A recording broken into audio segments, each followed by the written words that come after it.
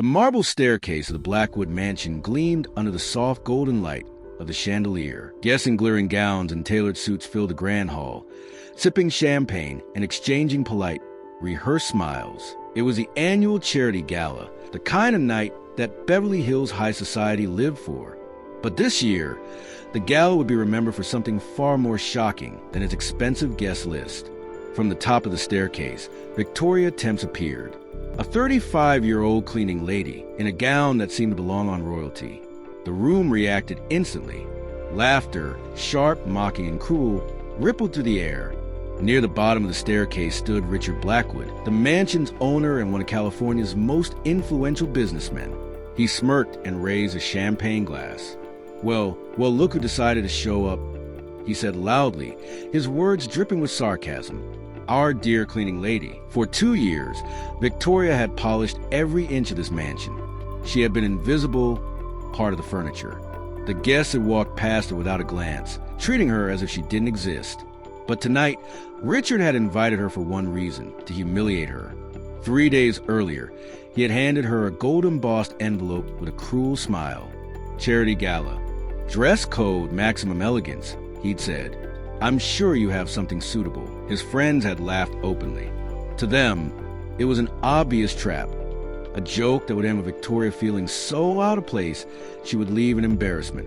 Richard had even made a private bet with his wife Helena, $100,000, that Victoria wouldn't dare show up, and if she did, she'd be the entertainment for the evening. What Richard didn't know was that Victoria had grown up in halls like this long before she had to clean them. She knew the rules of this world, and she was here for a reason. As she reached the bottom step, Richard stepped forward. Victoria, he said, pretending to be pleased, I never doubted you'd come. After all, when a person like you gets an invitation to an event like this, Victoria's calm voice cut through a sentence like silk. A person like me? Go on, Richard, finish your thought. For a brief second, Richard hesitated. Something in her tone didn't match the submissive woman he thought he knew, but his arrogance returned quickly. You must feel quite out of place here. She smiled not nervously, but with quiet confidence. No, Richard. I feel exactly where I belong. The laughter around them faltered. Something in the air had shifted. Richard cleared his throat. Well, I hope you enjoy the evening. I'm sure it will be educational for you. Oh, it will be educational for all of us, she replied, her eyes scanning the crowd as if memorizing every face. The party continued awkwardly until Richard decided to go for the kill. Tapping a silver spoon against his glass, he called for attention. Ladies and gentlemen, he announced, I'd like to introduce our special guest tonight, Victoria, our dedicated cleaning lady. Cruel laughter returned. Guests pulled out their phones to take photos, ready to post mocking captions online.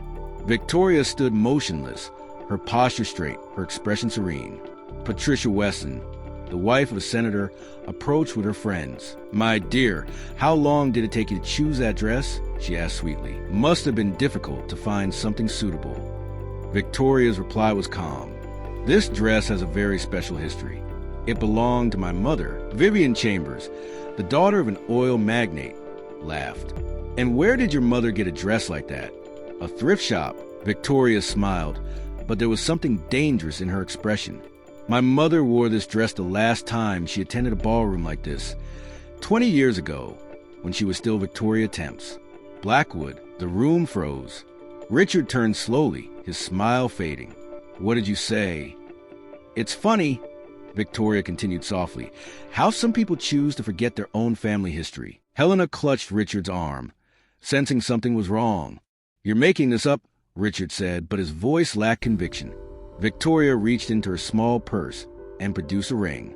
Not just any ring, the Blackwood family engagement ring, engraved with their crest and set with a rare blue sapphire. This was given to my mother by her father, Henry Blackwood, my grandfather, the man you told everyone died without an heir. Richard's face drained of color. I'm not Richard's cousin, Victoria said clearly, turning to the stunned guests. I'm his half-sister. Gasps spread like wildfire. Richard stammered, my father would never. Victoria interrupted. Henry Blackwood had an affair with my mother, Isabella. She was the family's piano teacher. When she became pregnant with me, he promised to take care of us. He kept that promise until he died. And then you, Richard, cut us off completely. You sold the house your father bought for my mother and left us with nothing. Guests began whispering, their eyes darting between Richard and Victoria. Richard tried to laugh it off. Prove it. Oh, I intend to. She signaled toward the entrance. 3 people entered, and the room seemed to hold its breath. The first was Diane Morrison, Beverly Hills' most respected investigative journalist. The second, David Chun, an attorney specializing in inheritance law. The third made Richard stumble backward. Dr. Hamilton, the family's longtime physician. Dr. Hamilton's voice was steady. 20 years ago, I was forced to falsify Henry Blackwood's death certificate. He didn't die of natural causes. He was poisoned slowly with arsenic. The hall erupted in shocked murmurs. You're insane. Richard barked. Your father had discovered you were stealing millions from the company, Dr. Hamilton said. He changed his will to include Victoria, and just before he could expose you, he became ill. Victoria stepped forward. Richard, you didn't just steal my inheritance. You stole 20 years of my life. David Chun opened his briefcase, producing documents. This is Henry Blackwood's actual will. With this evidence, the entire estate can be redistributed. Half belongs to Victoria. Diane Morrison stepped forward, and we have audio recordings of Richard threatening Dr. Hamilton and dismissing Victoria and her mother in words I won't repeat here. Victoria connected her phone to the sound system. Richard's voice filled the room. Keep your mouth shut about the old man's blood tests, and as for that woman and her daughter, they can fend for themselves. Gasps. Phones lowered. Even Richard's friends took a step back. Sirens wailed outside. The police entered, reading Richard his rights for charges including murder, fraud, and embezzlement. Helena stood across the room, tears in her eyes. Their children were calling her, confused by what they were seeing online. Richard looked at Victoria, defeated. Please, you've ruined me. No, Victoria replied quietly. You ruined yourself. I just made sure the truth came out. As the police led him away in handcuffs, Victoria turned to the stunned guests. This was never about revenge. This was about justice.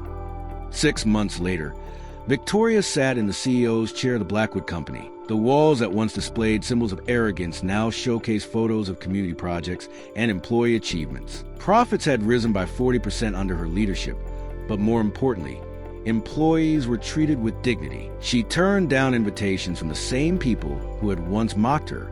If you only value me now because of my bank account, she told them, you never valued me at all. The company now funded scholarships, microloans for small businesses, and the largest domestic violence support program in California.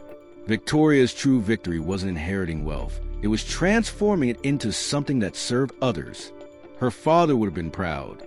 And in Beverly Hills, people now whispered a very different kind of story about the cleaning lady who came to a gala as a joke and left as the rightful heir to an empire.